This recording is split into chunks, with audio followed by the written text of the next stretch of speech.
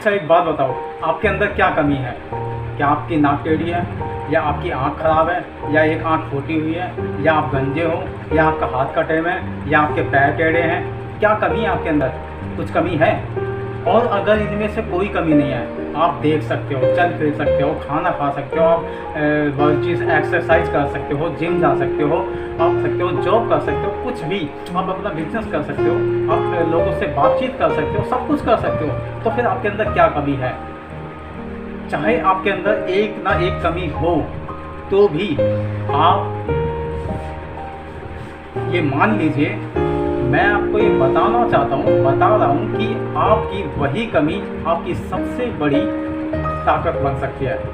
और वो कई बार हमारी ताकत होती है, लेकिन हम उसे अपनी ताकत समझते नहीं हैं, हम उसे अपनी कमी मानकर चुपचाप बैठ जाते हैं। आप ऐसे बहुत सारे लोगों को देख सकते हैं जिनके हाथ कटे हुए हैं और वो व्हील चेयर पर होते हैं, लेकिन फिर भी वो बहुत कुछ अपनी लाइफ करते हैं। ऐसे आप अगर यूट्यूब पर ऐसे लोगों को देखेंगे, उनके वीडियोस को देखेंगे, उनके हाथ नहीं है, किसी के पैर नहीं है, और वो फिर भी अपनी लाइफ को कर रहे हैं। मैंने एक इंसान को देखा, वो पैरों से अपनी रोटियां बना रहा था। और मैंने एक लेडीज़ को देखा, वो उसके हाथ नहीं थे, लेकिन वो अपने बच्चों को जिस तरह से पाल रही थी, वो बहुत ही अद्भुत अलग तरह का दृश्य था। तो मैं आपको ये बताना चाहता हूँ कि जब जिसके हाथ पैर नहीं, जो खुद विकलांग है, जो अपंग है, जो एक दिव्यांग है, जिसके जीवन में कोई रोशनी नहीं है, जब वो अपने जीवन में एक रोशनी को ला सकता है, तो आप क्यों नहीं? जबकि आप तो एकदम सही सलामत हैं, आपको ऊपर वाले ने बहुत कुछ दिया है, अच्छी आंखें दी हैं, शरीर अच्छा खासा दिया है। हो सकता है आपकी शक्ल अच्छी ना हो मेरी, तो फिर भी आपको एक अच्छा चंगा शरीर मिला हुआ है। हो सकता है आपके पास घर नहीं है, लेकिन फिर भी आपको एक जीवन मिला हुआ है, आप जीवित हैं अभी भी।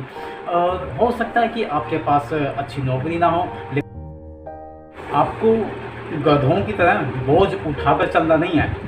बहुत से लोग आएंगे जो अपना बोझ, अपनी टेंशन आपको देने की कोशिश करेंगे। वो बताएंगे कि मेरे साथ ऐसा हो गया, मुझे उसने गाली दे दी, मुझे उसने ये कह दिया, उसने मेरे साथ झगड़ा कर लिया। ऐसी बहुत सारी टेंशन, वो अपनी टेंशन आपको देने की कोशिश करेंगे।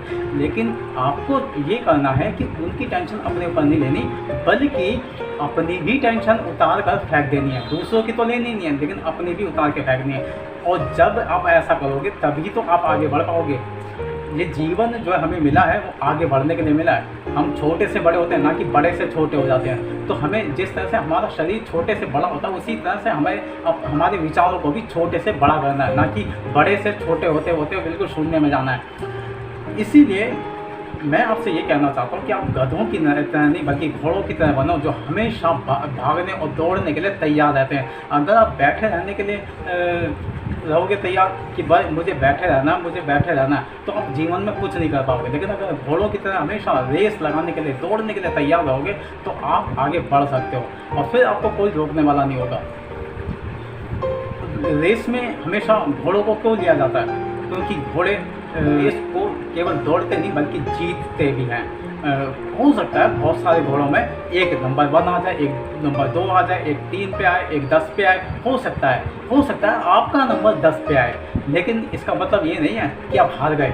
नहीं, अभी आपने देखा होगा कुछ जो रियलिटी शो चलते हैं, उनमें इंडियन आइडल हो गया और डांस इंडिया डांस हो गया, इस तरह के बहुत सारे कार्यक्रम होते हैं। और इनमें क्या होता है कि जो टॉप 1 में आता है ना, उनका तो नामो निशान मिल जाता है। लेकिन वो जो 2nd नंबर, 3rd नंबर और टॉप 10 तक में आते हैं, उन लोगों को क्या है, अचानक ही तरक्की मिल जाती है। वो जज बन जाते हैं, या कहीं किसी बड़ी एकेडमी में टीचर का रोल मिल जाता है, या फिर वो कहीं एक फिल्म में उनको रोल मिल जाता है। मतलब कुछ ना कुछ उनको मिल जाता है। जबकि वो टॉप 1 पर होता है, उसको मिलता ही नहीं कुछ, वो केवल मारा फिरता रहता है।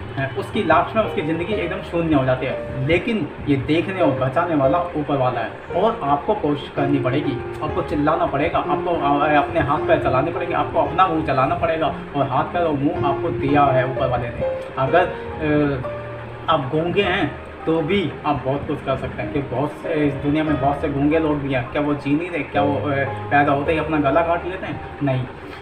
जब वो जीना जान सकते हैं, वो अपने जीवन को केवल उनका संघर्ष इतना है, रोटी पानी कपड़ा मकान।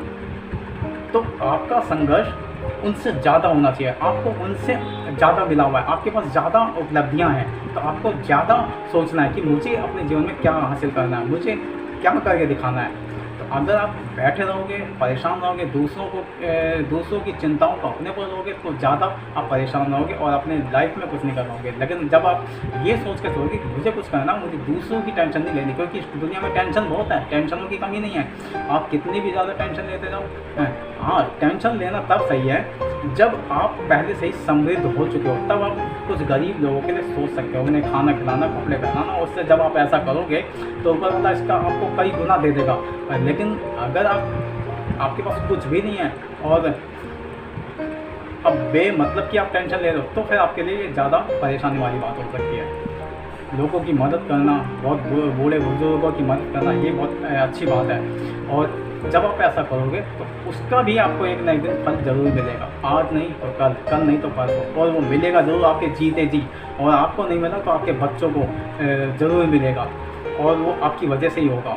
हम सब चाहते हैं कि हमारे बच्चे अच्छी जगह पहुंच सके, अच्छी तरक्की कर सके, और अपना जीवन अच्छा बिता सके। अगर आप ऐसा चाहते हो तो आप इस काम को ज़रूर करें कि आप दूसरों की मदद करें, लेकिन इतनी ज़्यादा नहीं कि अपने आप को ही बर्बाद कर दें। ऊपर वाला आपके साथ है और आपको पूरी हिम्मत के साथ आपको उठ के खड़ा होना पड़ेगा, बिल्कुल एक घोड़े की तरह कि हाँ, मुझे आज से अपनी दौड़ शुरू करनी है। चाहे हो सकता है कल का दिन क्या है, कल ही किसी से आपका झगड़ा हो, तो भी आपको उसे भूल जाना और नई दौड़ शुरू करनी है। धन्यवाद।